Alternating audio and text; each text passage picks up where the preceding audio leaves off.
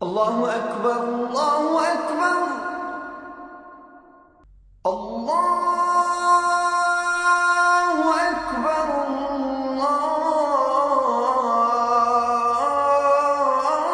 اللہ اکبر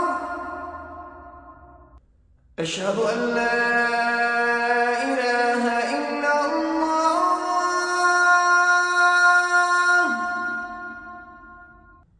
اشہد ان لا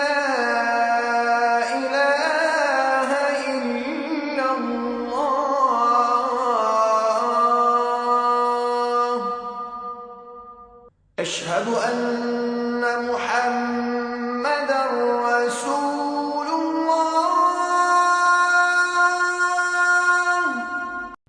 أشهد أن محمدا رسول الله الحمد لله رب العالمين والصلاة والسلام على أشرف الأنبياء وسيد المرسلين نبينا محمد وعلى آله وصحبه أجمعين أما بعد.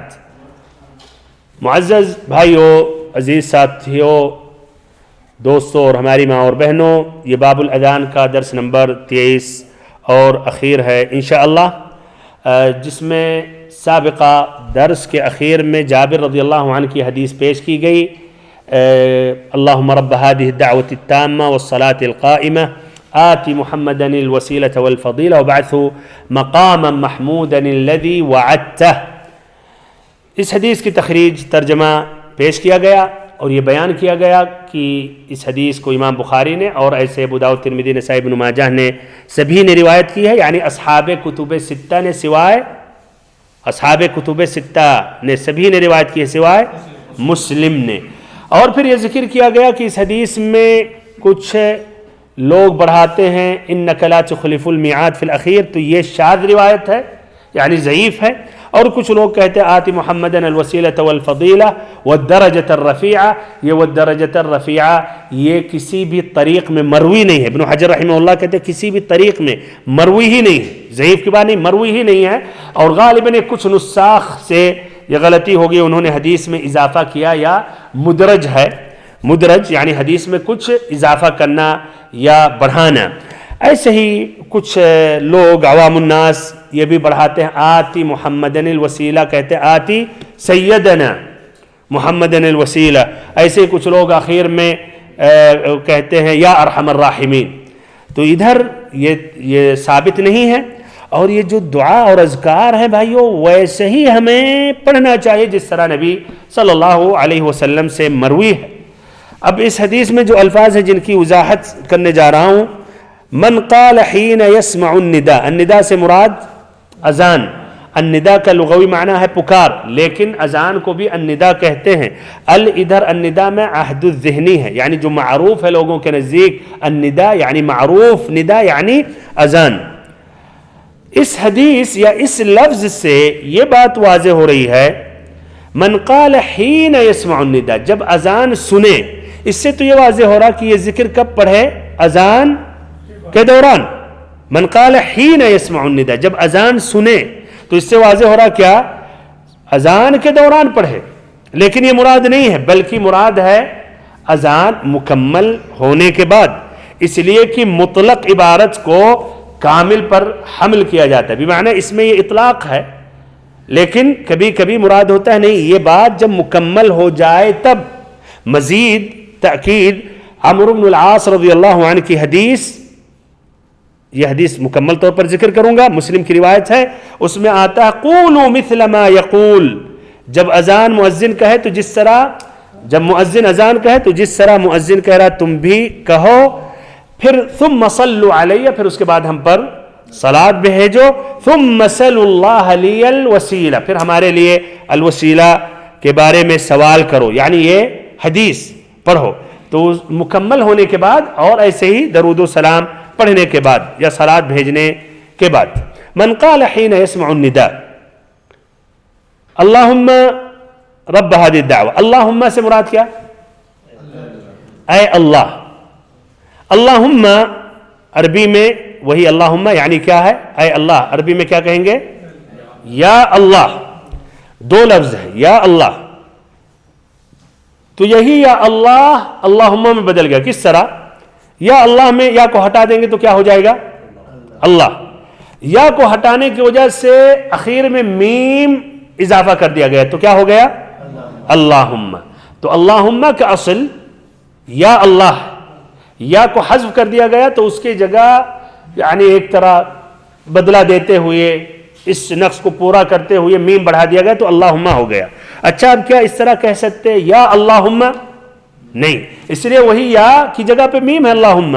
تو یہ کیا یا اللہم نہیں ہوگا. اللہم کہیں یا رب یا اللہ. ہاں اللہم یا اللہ دونوں کو نہ کہیں یا اللہم.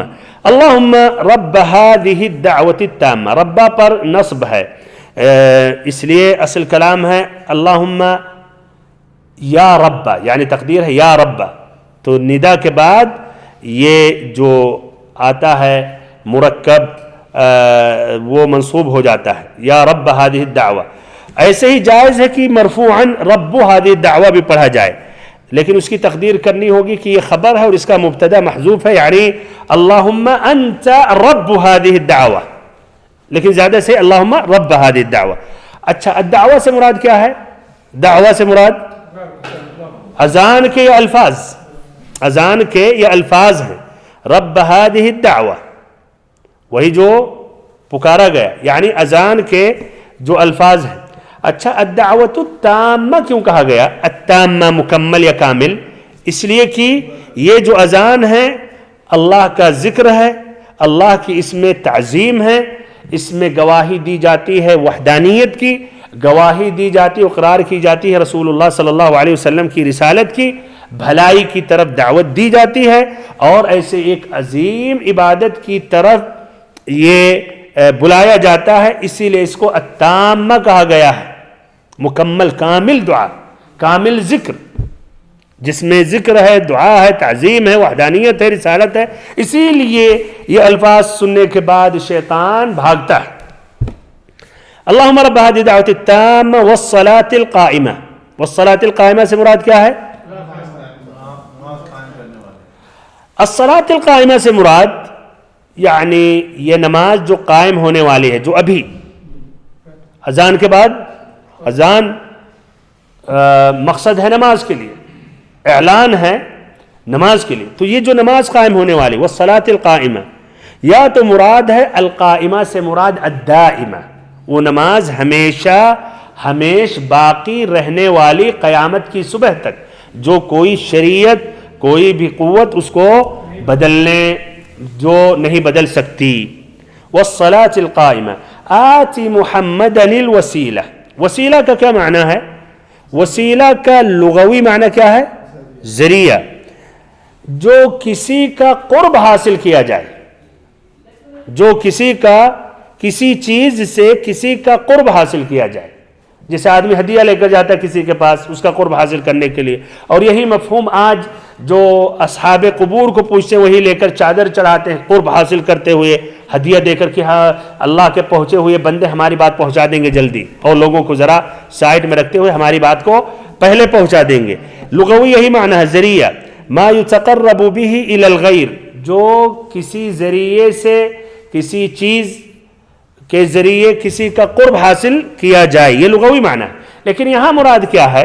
آتی محمد الوسیلہ، یہ جنت میں ایک مقام ہے، ایک جگہ ہے، جس طرح کہ عبداللہ ابن عمرو بن العاص رضی اللہ عنہما کی حدیث میں آتا ہے جو مسلم کی روایت ہے.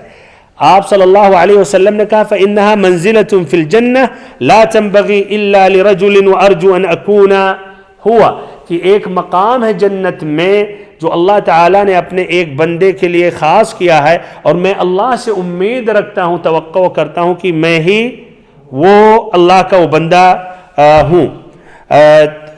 تو اس درجہ کو یہ نبی کریم صلی اللہ علیہ وسلم کا درجہ ہے جو سب سے قریب ہے اللہ کے عرش سے، بلکہ سب سے قریب ہے اللہ تعالیٰ سے. سب سے بلند جو درجہ ہے، سب سے اونچا جو درجہ اللہ کے عرش سے، اور اللہ کے عرش تو گویا اللہ تعالیٰ سے.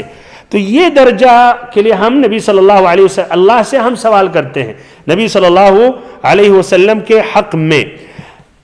تو یہ درجہ، یہ تو اس کا کیا معنی الوسیلہ؟ وہی قرب، یعنی یہ تو اس سے لیا گیا ہے۔ کیوں یہ نبی اکرم صلی اللہ علیہ وسلم کہ اس درجے کو وسیلہ کہا گیا؟ اس لیے کہ وسیلہ کا لغوی معنی قرب، تو یہ قرب یعنی کہ نبی اکرم صلی اللہ علیہ وسلم کا یہ درجہ سب سے قریب رہے اللہ تعالی یا اللہ کے عرش سے۔ آتی محمد الوسیلۃ والفضیلہ، فضیلہ سے وہ مرتبہ کو کہتے ہیں جو ساری مخلوق میں برتر ہو، وہ ایسا مرتبہ جو اور خلق سے، اللہ تعالیٰ کے تمام مخلوقات میں سب سے کیا الگ ہو، زیادہ ہو، برتر ہو۔ آتی محمدا الوسیلۃ والفضیلہ وابعثہ مقاما محمودا الذی وعدتہ، مقام محمود پر فائز کر۔ مقام محمود سے مراد کیا ہے؟ قیامت کے دن جب لوگ 50,000 سال تک ٹھہریں گے، پریشان ہو جائیں گے، تو پھر وہ آپس میں کہیں گے کہ کسی کو تلاشو تاکہ جا کے اللہ تعالی سے ہم سبھی کے حق میں سفارش کرے کہ فیصلہ کرے اللہ تعالی۔ تو وہ قصہ مشہور ہے، آدم علیہ السلام کے بعد جائیں گے ابراہیم، موسیٰ، عیسیٰ، سب اس وقت ڈرے ہوں گے، کہیں گے کہ اللہ تعالیٰ کے سامنے ہم نہیں جا سکتے۔ پھر نبی صلی اللہ علیہ وسلم کے پاس آئیں گے، آپ صلی اللہ علیہ وسلم کہیں گے انا لہا انا لہا، یہ جو یہ مقام ہے، یہ درجہ ہے، یہ اللہ نے ہمیں عطا کیا ہے۔ اور پھر اللہ تعالیٰ کے لیے سجدہ ریز ہوں گے، وہ کلمات سے اللہ کو پکاریں گے جو ابھی نبی صلی اللہ علیہ وسلم کو معلوم نہیں، اس وقت اللہ تعالیٰ الہام یا آپ کے ذہن، آپ کے دماغ میں اور آپ کے لسان پر جاری کر دے گا، جس طرح کی وحی کے ذریعے ہوتی تھی آپ کے اوپر۔ تو یہ مقام محمود ہے۔ مقام محمود سے مراد وہ مقام، وہ وقت، وہ جگہ جہاں سبھی تعریف کریں گے۔ تو یہاں سبھی نبی صلی اللہ علیہ وسلم کی تعریف، ثنا اور حمد پیش کریں گے، پہلے سے لے کر لوگ جب تک آخری لوگ اس دنیا میں آئیں گے۔ مراد ادھر مقام محمود سے وہی تب ہے شفاعت عظمی، جس میں نبی صلی اللہ علیہ وسلم کی سبھی تعریف کریں گے، حمد کریں گے۔ ابن خزیمہ میں آتا ہے وَبَعَثْهُ الْمَقَامَ الْمَحْمُودِ، وَبَعَثْهُ الْمَقَامَ الْمَحْمُودِ۔ اچھا زیادہ بلاغت وَبَعَثْهُ مَقَامًا مَحْمُودًا نکرہ میں ہے یا وَبَعَثْهُ الْمَقَامَ الْمَحْمُودِ میں؟ زیادہ بلاغت مقام محمودن میں ہے۔ ابن القیم نے ذکر کیا جو نکرہ کا صیغہ ہے زیادہ صحیح ہے، اور کہتے 5 وجہ ہے کہ زیادہ صحیح ہے۔ اللہ اکبر، دیکھیں ابن القیم یہ 5 وجہ، ایک باریک سا نقطہ اس میں کیا کریں 5 وجوہات سے۔ نمبر 1 کہتے ہیں کہ قرآن میں تنکیر کا صیغہ ہے، نکرہ کا صیغہ ہے۔ کہاں ہے؟ کہاں مقام محمود کا ذکر آتا ہے؟ سورۃ الاسراء میں عسیٰ ان یبعثک ربک مقام محمود ہے، تو وہاں نکرہ کا صیغہ ہے، مقام محمود ہے۔ عسیٰ ان یبعثک ربک المقام المحمود نہیں ہے، تو کہتے ہیں تو جو حدیث میں مقام محمودہ وہ زیادہ صحیح ہے۔ ایسے نمبر 2 اکثر روایت نے ایسے ہی روایت کی ہے وَبَعَثُ مقام محمودہ، صرف ابن خزیمہ میں ایک روایت ہے وَبَعَثُ المقام المحمود۔ ایسے ہی مقام محدومہ میں مقام محمودہ جو نکرہ کا صیغہ اس میں زیادہ تعظیم ہے، اور ایسے ہی المقام المحمود جب کہہ دیں گے تو گویا ایک مخصوص مقام، اور نکرہ میں زیادہ شمولیت ہے اور زیادہ اقویٰ ہے۔ ایسے ہی نمبر 5 نبی صلی اللہ علیہ وسلم کی دعاؤں پر اگر غور و فکر کریں تو جو قرآن میں جو الفاظ ہوتے تھے اس کو آپ بدلتے تھے نہیں، رد و بدل نہیں کرتے تھے، آگے پیچھے نہیں کرتے تھے، اور یہاں مقام محمودہ کا ذکر آیا قرآن میں تو زیادہ مناسب ہے کہ آپ نے، یا زیادہ اقرب الی الصواب ہے کہ آپ نے یہی الفاظ سکھائے امت کو وَبَعَثْهُ مقاما محمودا۔ حلت له شفاعتی یوم القیامہ، حلت له شفاعتی، اس سے مراد کیا ہے کہ ہماری شفاعت اس کے لیے واجب ہو گئی، اس کا مستحق ہو گیا، تو گویا اس کے حق میں یہ ثابت ہے، اس لیے کہ یہ وعدہ سچا ہے۔ اچھا ادھر شفاعت سے مراد کیا ہے؟ پہلی بات شفاعت لغت میں ہم سفارش کہتے ہیں، سفارش سے مراد کیا؟ کسی کے پاس آپ کسی کی مدد کرتے ہوئے نفع پہنچانے کے لیے، اس سے نقصان دور کرنے کے لیے اس کے حق میں آگے بڑھیں، بات کریں.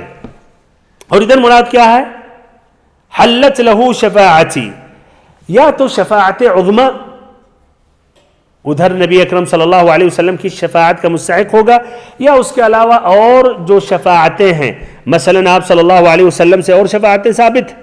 اصل ہمارے موضوع نہیں ہے، اسی لیے یہاں اختصاراً مثلا آپ کچھ ایسے جہنمیوں کو جو اہل توحید میں سے شفاعت کریں گے کہ جہنم میں داخل نہ ہوں، کچھ ایسے اہل توحید جو جہنم میں داخل ہو گئے شفاعت کریں گے کہ نکالے جائیں. ایسے ہی کچھ لوگ جو جنتی ہیں کہ بغیر حساب اور کتاب کے جنت میں داخل ہو جائیں. تو یہ دوسری قسم کی بھی شفاعت کا مستحق ہوگا جو بندہ یہ پڑھے اور اس کا اہتمام کرے. اب اس حدیث میں جو فائدے ہیں وہ بیان کر رہا ہوں. پہلا فائدہ یہ ہے کہ اس دعا کی فضیلت ظاہر ہو رہی ہے اور اس کی اہمیت واضح ہو رہی ہے اذان کے بعد. یہ عظیم دعا ہے، عظیم ذکر ہے، جس میں بہت سی بھلائیاں ہیں اور بہت سی بھلائیاں بندہ حاصل کرے گا اگر اللہ تعالیٰ چاہے ان دعاؤں کی وجہ سے، اور پھر ایسے ہی شفاعت کا مستحق ہوگا. یہ پہلا فائدہ. ادھر دوسرا فائدہ، یا کہیے ایک سوال آ سکتا ہے کہ کیوں ہم نبی صلی اللہ علیہ وسلم کے حق میں یہ دعا کر رہے ہیں؟ ادھر دیکھیں ہم اللہ تعالیٰ سے نبی صلی اللہ علیہ وسلم کے حق میں دعا کر رہے ہیں. اللہم رب هذه الدعوة التامة والصلاة القائمة آت محمدا. اللہ سے ہم دعا مانگ رہے ہیں نبی صلی اللہ علیہ وسلم کے حق میں.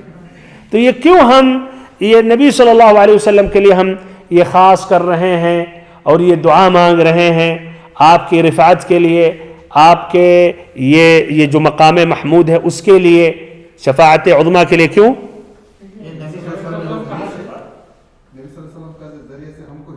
بہت صحیح، ماشاءاللہ، آپ کو ہمیں ذریعہ ملا، اسی لیے بہت سے احسانات ہیں ہمارے اوپر. بہت صحیح. تو اس کی وجہ یہ ہے کہ آپ صلی اللہ علیہ وسلم نے رسالت دین مکمل کیا، آپ نے اپنی ذمہ داری پوری کی، امت کو ہم سبھی کے لیے خیر خواہ تھے، ہمیں ہر وہ چیز جس میں بھلائی ہے اس کی آپ نے ترغیب دلائی، ہر وہ چیز جس میں شر ہے آپ نے اس سے ڈرایا، اس سے منع کیا. ہمارے لیے فکر مند تھے بھائیوں، پوری امت کے لیے جس میں ہم بھی تھے، اللہ پر فکر مند تھے. ایسے ہی آپ صلی اللہ علیہ وسلم نے ہمیں بتایا کہ صحیح طریقے سے ہم اللہ کی عبادت کس طرح کریں.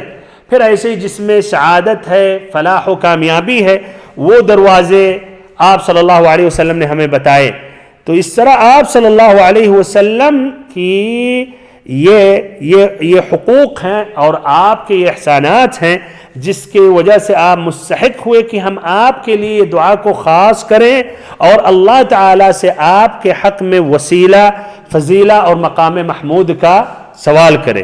وسیلہ وہ جو مقام، جو منزلت ہے، درجہ ہے سب سے اونچا، اور ایسے ہی فضیلہ وہ مقام جو کسی اور کو حاصل نہ ہوا ہو، نہ حاصل ہوگا، اور ایسے مقام محمود شفاعت عظمیٰ. اس طرح بھی یہ دعا مفضول سے فاضل کے لیے ہے، یعنی کم تر سے اس شخص کے حق میں جو سب سے بہتر و افضل ہو. مفضول دعا مانگنا فاضل کے لیے، تاکہ آپ صلی اللہ علیہ وسلم کا ذکر بلند ہو جائے قیامت تک، بلکہ قیامت کے بعد، اس لیے کہ آپ کی امت آخری امت ہے اور آپ صلی اللہ علیہ وسلم کے حق میں یہ دعا کرتی رہے گی قیامت تک. بھائیو ہم کر رہے ہیں اور ایسے ہی کرتے رہے، اور جب تک یہ امت جب تک قیامت نہ قائم ہو. ابن القیم رحمہ اللہ کی ایک بہت ہی پیاری بات ہے، ادھر سن لیں. کہتے ہیں وَلَمَّا كَانَ رسول اللہ صلی اللہ علیہ وسلم اعظم الخلق عبودیة لربه وأعلمهم به وأشدهم له خشية وأعظمهم له محبة كانت منزلته أقرب المنازل إلى الله. کہ نبی اکرم صلی اللہ علیہ وسلم اللہ تعالیٰ کے تمام مخلوقات میں سب سے برتر، اعلیٰ اور سب سے عظیم ہیں اور سب سے زیادہ علم رکھنے والے ہیں اللہ کے متعلق، اور سب سے زیادہ خشیت کرنے والے ہیں اللہ تعالیٰ سے اور سب سے زیادہ اللہ سے محبت کرنے والے ہیں، اسی لیے آپ کا مقام اور رتبہ اللہ تعالیٰ سے سب سے قریب رہا اور تمام رتبوں میں سب سے اونچا اور بلند رہا۔ جو سب سے اونچا مقام اور درجہ ہے جنت میں، وہی اعلیٰ درجۃ فی الجنہ وهي أعلى درجة في الجنة، وأمر النبي صلى الله عليه وسلم أمته أن يسألوها له، اور آپ صلی اللہ علیہ وسلم نے اپنی امت کو ارشاد کیا کہ وہ نبی صلی اللہ علیہ وسلم کے حق میں اس کے لیے کیا دعا کریں۔ لِيَنَالُوا بِهَذَا الدُّعَاء، حکمت کیا ہے؟ لِيَنَالُوا بِهَذَا الدُّعَاء زُلْفَى مِنَ اللَّهِ وَزِيَادَةَ الْإِيمَانِ، تاکہ ان کا مقام اللہ تعالیٰ سے قریب ہو، ان کا بھی مقام بلند ہو اور ایسے ہی ان کے ایمان میں اضافہ ہو۔ پھر کہتے ہیں ایسے ہی حکمت، تو حکمت کیا ہے؟ ان امتیوں کا فائدہ ہے، پھر ایسے ہی ایمان میں اضافہ۔ ایسے ہی کہتے ہیں نمبر 3، وَأَيْضًا فَإِنَّ اللَّهَ تَعَالَى قَدَّرَهَا لَهُ بِأَسْبَابٍ مِنْهَا دُعَاءُ أُمَّتِهِ لَهُ بِهَا بِمَا نَالُوهُ عَلَى يَدِهِ مِنَ الْإِيمَانِ وَالْهُدَى صلوات اللہ وسلامہ علیہ۔ ایسے کہتے ہیں ایک سبب یہ ہے کہ اللہ تعالیٰ نے، غور سے سنیں، یہ مقام اور رتبہ الوسیلہ کا نبی صلی اللہ علیہ وسلم کو مقدر کیا ہے کہ نہیں؟ یہ تو مقدر ہے، لیکن اس کے لیے اسباب بھی رہے۔ ان اسباب میں سے یہ سبب رہا کہ ان کی امت ان کے حق میں دعا کرے گی، تو یہ اسباب پر ہم عمل کر رہے ہیں، اور اللہ تعالیٰ نے ان اسباب کے ذریعے یہ مقام اور رتبہ الوسیلہ کا جو درجہ ہے اللہ نے عطا کیا۔ سبحان اللہ، بہت مہم یہ بات ہے جو ابن القیم رحمہ اللہ نے حادی الارواح میں ذکر کیا۔ اب ادھر یہ ختم کر رہا ہوں، یہ حدیث جو شروع میں ذکر کیا گیا کہ پوری حدیث بیان کی جائے گی، یہ بھی بہت ہی مہم حدیث ہے یہاں، اور حقیقت میں اس حدیث کو ابن حجر رحمہ اللہ کو واللہ اعلم ذکر کرنا چاہیے، لیکن انہوں نے نہیں ذکر کیا، اور اس کی ایک وجہ یہ ہے کہ ابن حجر رحمہ اللہ کا مقصد اختصار سے پیش کرنا، مقدمہ میں انہوں نے ذکر کر دیا، تو نہیں چاہتے تھے کہ اس طرح ہر حدیث جو ہمیں پیاری لگ رہی ہے ابھی ہم شرح کر رہے ہیں بیٹھے بیٹھے، تو وہ پورا وہ حدیث لکھتے رہے جس سے وہ کتاب ان کی زخم ہو جائے۔ انہوں نے نہیں کہا کہ پوری سنت پوری حدیثوں کا یہی بس پڑھ لو کافی، انہوں نے تو کہا ہم نے یہ طلاب علم کے لیے خاص کیا ہے، اس کے علاوہ اور بھی پڑھیں، اضافہ کریں اپنے علم میں۔ تو بہرحال یہ حدیث بہت ہی پیاری جس کا تعلق اس حدیث سے ہے، اور اس حدیث کے سامنے یا ساتھ میں ملا کر پھر یہ فائدے یا بیان کیے جائیں گے کہ کب آدمی مستحق ہوگا اس ثواب کا، نبی اکرم صلی اللہ علیہ وسلم کی شفاعت کا۔ حدیث عبداللہ بن عمرو بن العاص رضی اللہ عنہما انہو سمع رسول اللہ صلی اللہ علیہ وسلم یقول، انہوں نے نبی اکرم صلی اللہ علیہ وسلم سے کہتے ہوئے سنا، اذا سمعتم المؤذن فقولوا مثل ما یقول، اذا سمعتم المؤذن، جب مؤذن کو سنو، فقولوا مثل ما یقول، تو جس طرح مؤذن کہے ویسے تم بھی کہو۔ نمبر 1، ثم صلوا علی، پھر اس کے بعد ہم پر صلاۃ درود بھیجو، فإن من صلى علی صلاۃ صلی اللہ علیہ بها 10، اس لیے جو ہم پر ایک مرتبہ صلاۃ درود بھیجتا اللہ تعالیٰ اس پر 10 مرتبہ رحمت، اللہ تعالیٰ کا صلاۃ سے مراد رحمت نازل کرتا ہے۔ ثم، پھر اس کے بعد نمبر 3، ثم سل اللہ لی الوسیلہ، پھر اللہ تعالیٰ سے، اللہ اکبر، اللہ تعالیٰ سے، یعنی کہ ہم سے میرا وہ مقام ہے ڈائریکٹ ہمیں سے، یا ضرورت ہی نہیں ہے ہمارے لیے دعا کرو۔ دیکھیں توحید کی اہمیت، اور اس کے بعد پھر دیکھیں کس قدر یہ امت جہالت میں واقع ہے، اور وہ ہر کام، ہر مسئلے اولیاء اللہ سے وسیلے کے چکر اور انہی کے دروازوں ہی کا رخ کرتی ہے، پھر ان سے مانگتی ہے، جبکہ یہاں نبی صلی اللہ علیہ وسلم کہہ رہے ہمارے حق میں اللہ تعالیٰ سے سوال کرو۔ ثم سل اللہ لی الوسیلہ، نمبر 3، فإنها منزلة في الجنة لا تنبغي إلا لعبد من عباد الله وأرجو أن أكون أنا هو، اس لیے کہ وہ ایک مقام، ایک درجہ ہے جنت میں جو صرف ایک بندے کے لیے وہ مقام و درجہ حاصل ہے، لعبد من عباد الله وأرجو أن أكون أنا هو، اور مجھے توقع ہے کہ وہ بندہ میں ہی ہوں گا۔ فمن سأل لی الوسیلہ حلت له الشفاعۃ، تو جس نے ہمارے لیے وسیلہ کا سوال کیا اللہ تعالیٰ سے، تو اس کے لیے شفاعت واجب ہو گئی۔ تو اس حدیث کی روشنی میں کیا بات واضح ہوئی کہ یہ مکمل یہ شفاعت حاصل کرنے کے لیے کتنی چیزیں ضروری ہیں؟ 3. نمبر 1 اذان مؤذن کے ساتھ دہرائیں، جس طرح مؤذن کہے آپ بھی کہیں. نمبر 2 پھر درود و صلات بھیجیں، اللہم صلی علی محمد، اور اس طرح آیتوں میں وسلموا، تو سلام بھی اگر آپ نے بڑھا دیا تو یہ اور بہتر ہے. تو اس طرح کہیں مثلا اللہم صلی وسلم علی عبدک و رسولک محمد، اللہم صلی وسلم علی رسول اللہ، یہ نمبر 2. پھر نمبر 3 یہ دعا پڑھیں، اللہم رب هذه الدعوة التامة والصلاة القائمة آت محمدا الوسيلة والفضيلة وابعثه مقاما محمودا الذي وعدته انك لا تخلف الميعاد. تو اس طرح یہ تینوں کا اگر آپ نے اہتمام کیا تو ثواب کے مستحق ہوئے. اذان دہرائیں، نمبر 2 نبی صلی اللہ علیہ وسلم پر صلات درود بھیجے، اللہم صلی وسلم علی عبدک و رسولک محمد. پھر نمبر 3 یہ دعا پڑھیں، تو اس طرح آپ اس کے مستحق ہوں گے، یعنی نبی اکرم صلی اللہ علیہ وسلم کی شفاعت اور سفارش. ہم نے پڑھ دیا، ذہن کہیں اور جا رہا تھا اسی لیے. اچھا، اللہ المستعان، جزاک اللہ خیرن. اس کے معنی وہ کتابیں جو ہیں نا وہ بچپن میں پورا اس طرح پڑھا دیا گیا، رٹا دیا گیا. جزاک اللہ خیرن. تو ادھر تو پھر نمبر 3 یہ دعا پوری پڑھیں، اللہم رب هذه الدعوة التامة والصلاة القائمة آت محمدا الوسيلة والفضيلة وابعثه مقاما محمودا الذي وعدته. تو اس طرح آپ یہ شفاعت نبی اکرم صلی اللہ علیہ وسلم کی شفاعت کے مستحق ہوں گے. اس طرح اس حدیث کے متعلق بات مکمل ہو گئی، والحمدللہ رب العالمین. اس طرح یہ مکمل یہ باب الاذان بھی مکمل ہو گیا. اللہ تعالیٰ کی حمد و ثنا پھر سے کر رہا ہوں جس نے توفیق دی، اور الحمدللہ یہ بلوغ المرام کی اس طرح یہ جو ایک مہم باب ہے باب الاذان، جس میں 27 حدیثیں ابن حجر رحمہ اللہ نے ذکر کیا، اس کی شرح مکمل ہوئی باذن اللہ عز وجل. آئندہ درس میں پھر نیا باب ذکر کیا جائے گا، تیسرا جو باب ہے کتاب الصلاۃ کا، باب شروط الصلاۃ. اللہم وفقنا لما تحب وترضى، اللہم یا معلم داود علمنا ویا مفقہ سلیمان فقہنا. اللہم صلی وسلم وبارک ونعم علی عبدک ورسولک محمد. سبحانک اللہم وبحمدک لا الہ الا انت نستغفرک ونتوب الیک.